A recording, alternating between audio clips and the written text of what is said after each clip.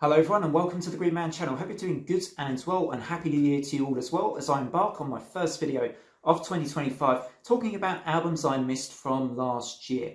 Now there's not really any rhyme or reason behind the specific picks of this list or my choices of albums here, except the one thing they all have in common is they're all from end of year list videos I watched from your channels, some of your channels anyway, and decided to check out over the Christmas break, or in some cases a bit before the Christmas break, and get to know these albums. And in the end I sort of decided, well, let's wrap these up in a little list, it's only 5 albums here, and talk about them and credit the YouTubers that helped me to discover these albums as well. So there's kind of like going to be a shout out. I'm going to talk about the album bit and then decide whether or not the album would actually make my year-end lists at the ends of each album that I discuss.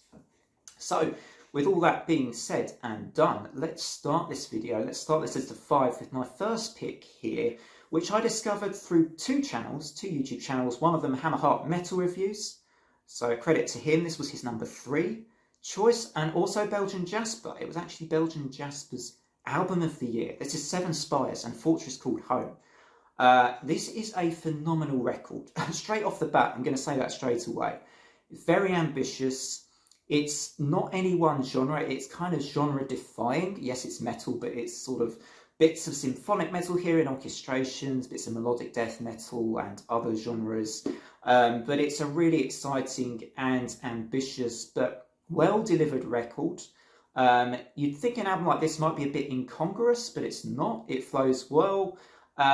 Personally, my favourite song from this album, I'll try to remember to say at least a favourite song from each of these albums. My favourite, I think, is actually the last song. So many of my favourite songs from albums this year, or last year now, were album closers. And here we go again. This is The Old Hurt of Being Left Behind. And the reason I love this song is you can just hear, and if you watch the video for this song as well with Adrienne, singer Adrienne, I'm not 100% sure that's how you say her name, so apologies if not, I'm new to this band. But the way she delivers both the harsh and clean vocals is really spine-tingling stuff.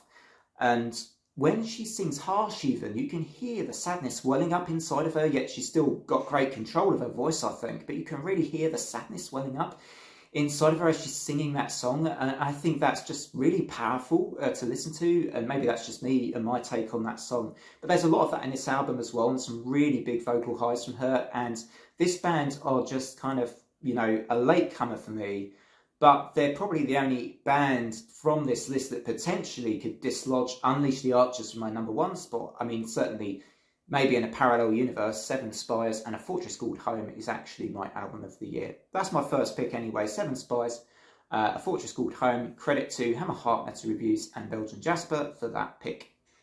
Next up at number 2, effectively, or my second choice, is Winterfylleth and The Imperious Horizon, which I discovered through Heavy Metal Journal, so credit to her for this pick. And I like the way she breaks down her year-end lists. You know, she does sort of 10 at a time.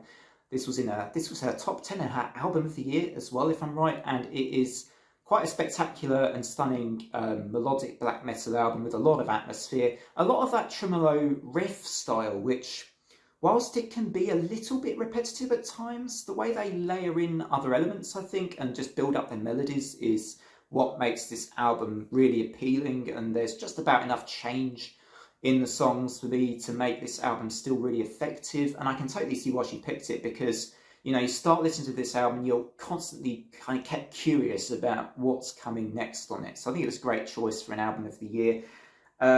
Yes, this one probably would have made my year-end list, but I don't know if I'd have had it super high, maybe in my top 20, something like that for Winterfylleth and The Imperious Horizon.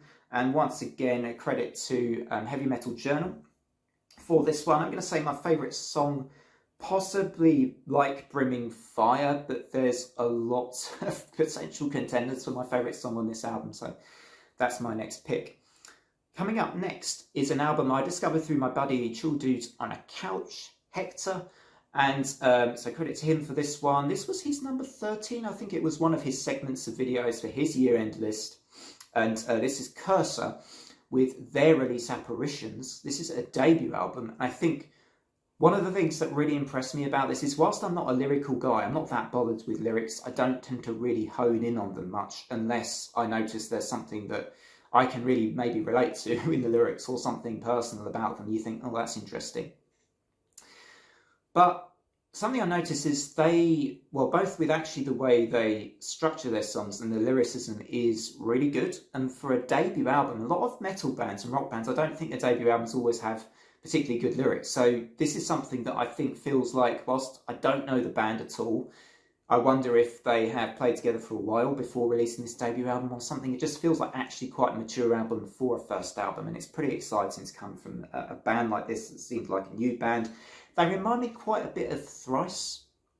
And my favourite tracks on this are like Midnight Whistler, Canary and Castaway. Particularly like Canary.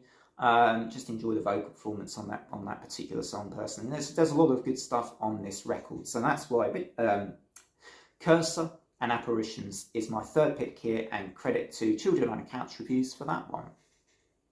Now for my fourth album, I go thrash metal.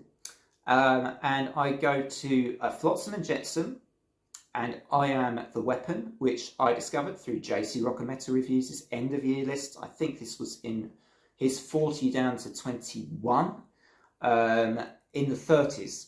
Not sure I can on the spot quite remember the number, 32 or 33 maybe.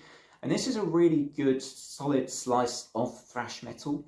And you know, you can tell these guys have been around for a long time. Actually, Jason Newsted, for those of you that don't know Flotsam and Jetsam, you might realise who they are, because often people say they were Jason Newsted's former band when he was in them in the 1980s, before he left, obviously, for Metallica.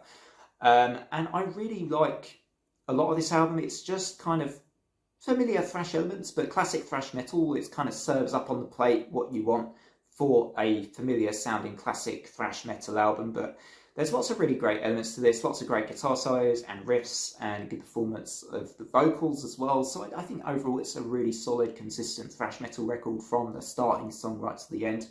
I personally really enjoy The Head of the Snake on this one. So that is my next pick, and credit, if I didn't say it earlier, credit to JC Rock and Metal Reviews for that particular choice. Would it have made my year-end list?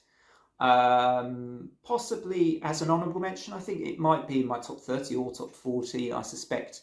And I'm not sure if I said for Cursor as well, if that would have been my year-end list. I think that again would be similar, like it might make my top 30 or top 40 albums list.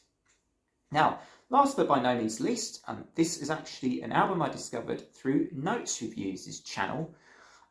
This is Kacey Musgraves, and this is her album, which is titled Deeper Well. And I'm not really familiar with any of her work. I've not been familiar with any of her work. I know she's won some Grammys. I did a bit of research on her as an artist. She has the label of country, or Wikipedia, I think. And I also noticed that when I was shopping today, I was in the music store, her albums were in the country section, because I was actually looking in rock and pop for her, but she was in the country section. Yet, for me, this album isn't that country, or certainly it doesn't sound like traditional country. It's got a lot more of a folky element to it. Very quietly, very professionally performed songs, I think. Like, there is a certain perfection in the way this album is produced. The production is so crisp and clear on every single element. It's like... It's almost too perfect production. It's just great production. I mean, really, therefore, the album really sort of generates this really chill, relaxing vibe, but it's also, you know, pretty, you know, sort of transports you to another place very effectively, because I think of how good the album has been produced, but very well performed. As I say, I don't know Kacey Musgraves very well, but I do enjoy a lot of the tracks on this record. I think my favourite one from this one is Heart of the Woods. I really enjoy that song. So credit to Notes for this selection, for this final pick on my list of 5. It's good to have something different here that's kind of non-metal. I'm doing my wild card thing. I'm doing the kind of Green Man wild card left fit of field sort of selection for this last choice. And yeah, I enjoyed this. It's a very chill record. There were songs that reminded me a little bit of Neil Young here and there, and just the way he used to sort of do his songs. You know, just an element of that. She sounds nothing like Neil Young, but some of the stylistics of the songs, I felt like, and the way she was delivering them, there was just something Neil Young-esque in a few of these tracks. But anyway, I don't know if anyone would agree with that, but that's just my take on this Kacey Musgraves Deeper Well album. So that's it. Thank you very much for watching this video. After this one, as I say, shortly to premiere, after this video, I'm talking about my most anticipated albums of 2025 and looking forward to doing that. So until then, take care everybody and bye for now.